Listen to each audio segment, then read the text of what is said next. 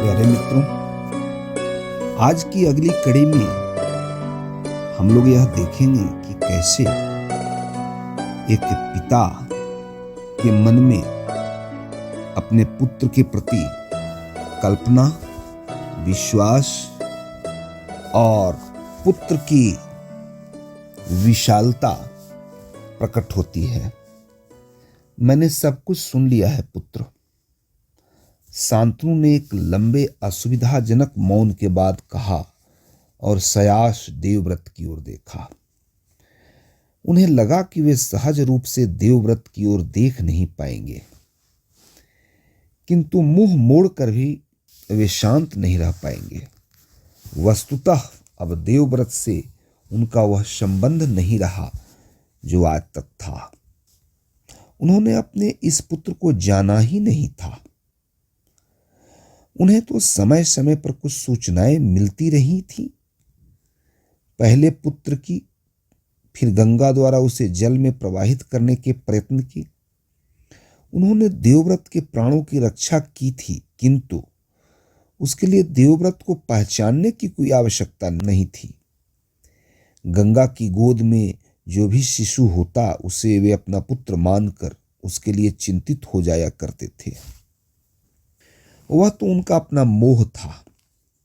इस शिशु जिसका नाम देवव्रत था को तो वह आज तक जान ही नहीं पाए। गंगा चली गई थी और वे विक्षिप्त हो उठे थे। उन्हें किसी बात का ध्यान नहीं था, किसी चीज का होश नहीं था।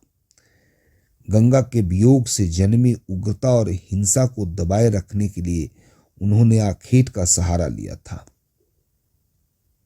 और बरसों तक वनों में भटकते रहे थे। उन्होंने समझा था कि महादेव शिव के समान उन्होंने भी अपने उग्रता में कामदेव को भस्म कर दिया है, पर देवव्रत के निकट वे तब भी नहीं आ पाए थे। वे इतना ही जानते थे कि उनका एक पुत्र है देवव्रत, जो आज इस ऋषि के आश्रम में है, तो कल उस ऋषि के आश्रम में। वे उसकी प्रशंसा सुनते रहे। युद्ध में बहुत कुशल है, शास्त्रों में पारंगत है, चरित्रवान है, पर देवव्रत को यह जान तब भी नहीं पाए। सहसा उन्होंने यमुना तट पर सत्यवती को देखा और जब उन्होंने अपने आप को जाना कि वे शिव नहीं थे, उनके मन में काम का दहन नहीं हुआ था। उन्होंने उसे अपनी उग्रता में दबा मात्र रखा था।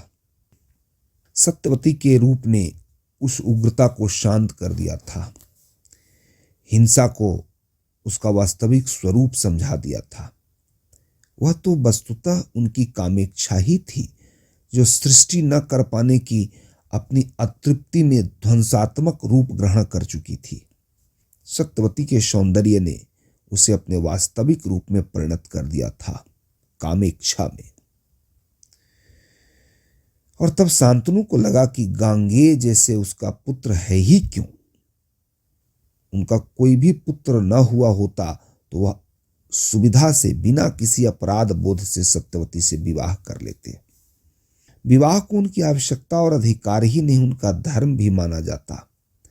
उन्हें लगा कि गंगा को जाना ही था। वह जानती थी कि उसे जाना ही है।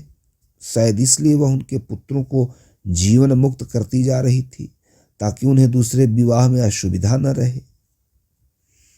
पर वही व्यर्थ के मोह में पड़ गए थे। तब उन्होंने अपने हृदय को पहचाना था। गांगेय के लिए उनके मन में कोई मोह नहीं था, वह तो उनके मार्ग की बाधा था।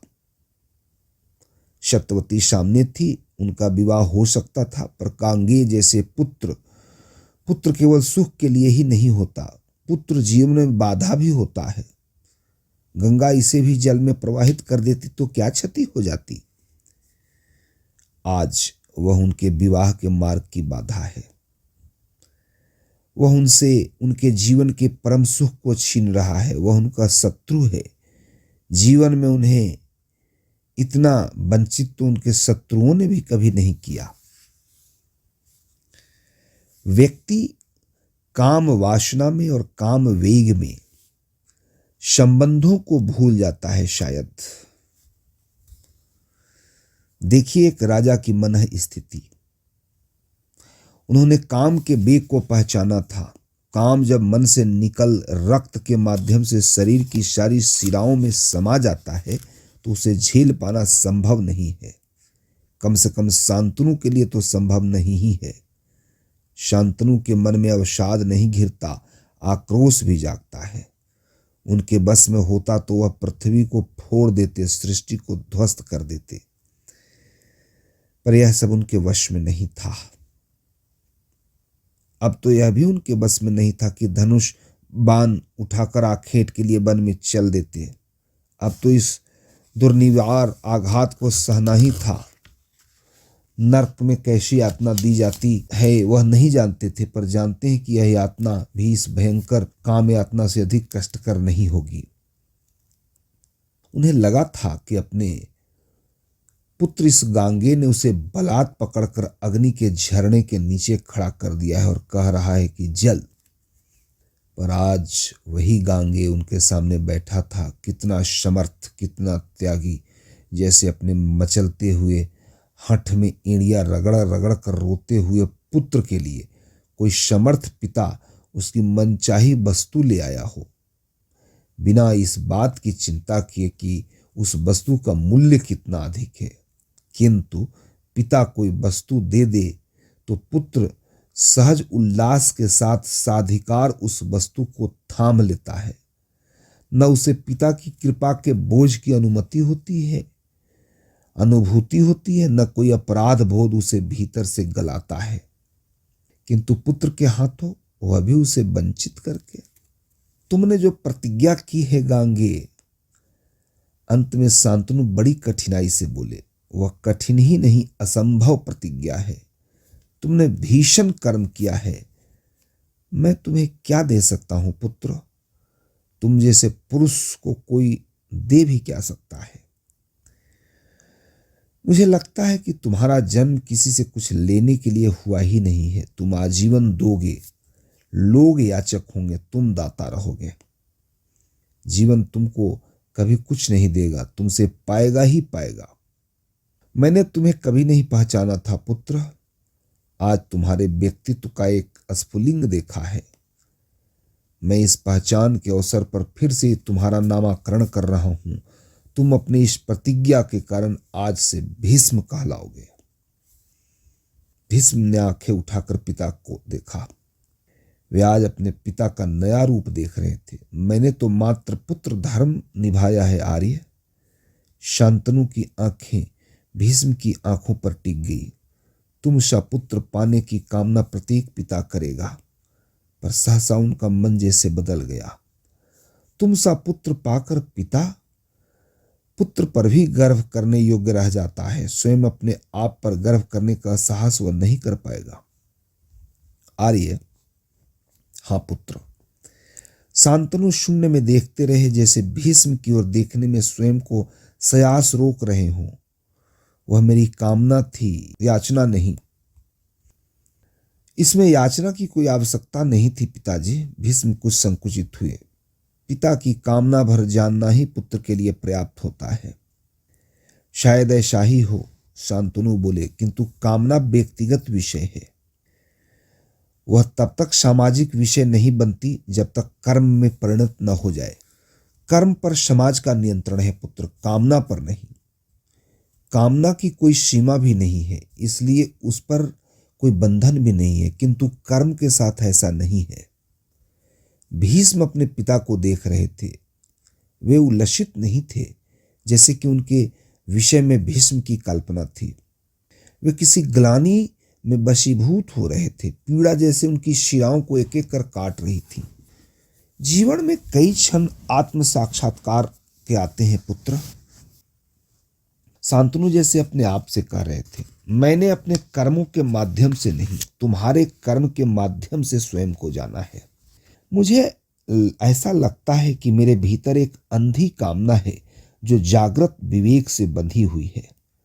कामना अंधी है, वह कुछ देखती समझती नहीं। वह सामाजिक तो नहीं है कि मानवीय भी नहीं है। वह तो शुद्ध पशु जगत की कामना है। उसकी कोई सीमा नहीं है, कोई मर्यादा नहीं है। उसके लिए कोई समाज नहीं है, कोई संबंध नहीं है, शुद्ध पशु वृत्ति है। पर मेरा विवेक जागृत है, वह सामाजिक भी है और मानवीय भी। वह जानता है कि मेरी मर्यादा क्या है। अंधी कामना को भी वह पहचानता है और लौह चूर्ण के कण विवश होकर चुंबक की ओर भागते हैं, वैसे ही मेरे शरीर के रक्त कण गंगा और सत्यवती की ओर भागे थे। काम के आवेश में मैं ऐसे पागल हो उठते हैं पुत्र।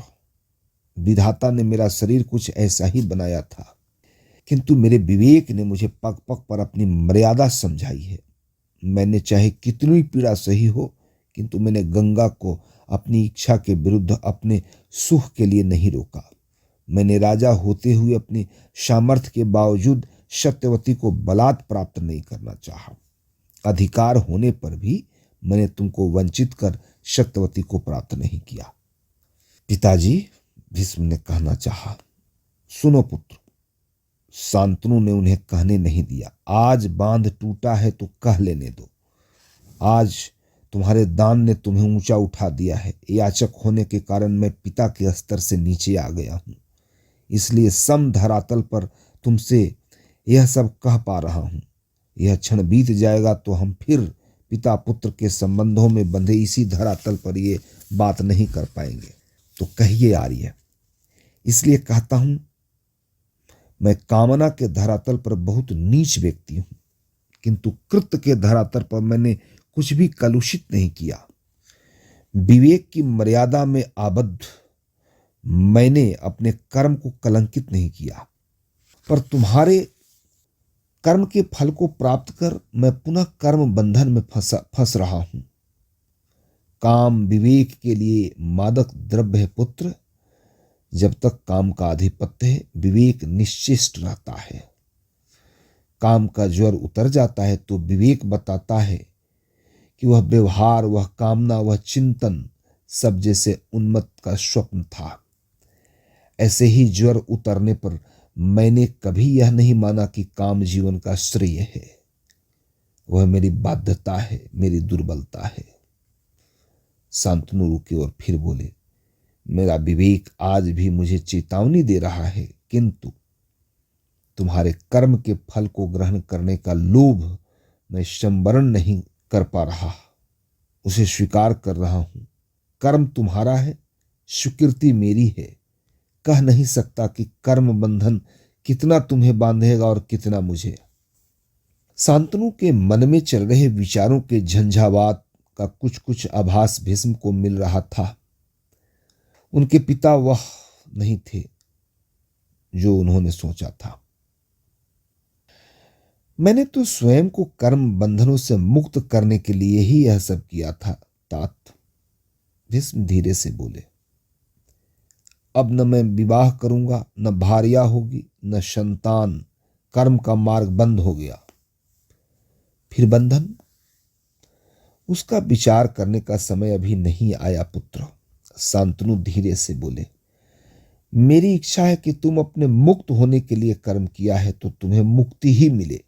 किंतु भीष्म, कर्म का फल मेरी इच्छा से नहीं, सृष्टि के नियमों के अधीन है। मैं तुम्हें आशीर्वाद के सिवाय और दे ही क्या सकता हूं। फिर भी तुम्हें एक वरदान देना चाहता हूं। भीष्म ने आंखें उठाकर पिता की ओर देखा। मैं तुम्हें प्रकृति के नियमों से मुक्त नहीं कर सकता, किंतु तुम्हें अपनी प्रतिज्ञा से स्वेच्छा मुक्ति का वरदान दे रहा हूं। बंधन तुम्हारा अपना है, मेरी ओर से कोई बाध्यता नहीं है। मित्रों, आज की कथा को मैं यहीं पुनः विराम देता हूं और आगे की कथा के साथ मैं जल्दी ही आपके सामने प्रस्तुत होऊंगा। तब तक के लिए धन्यवाद। Thank you.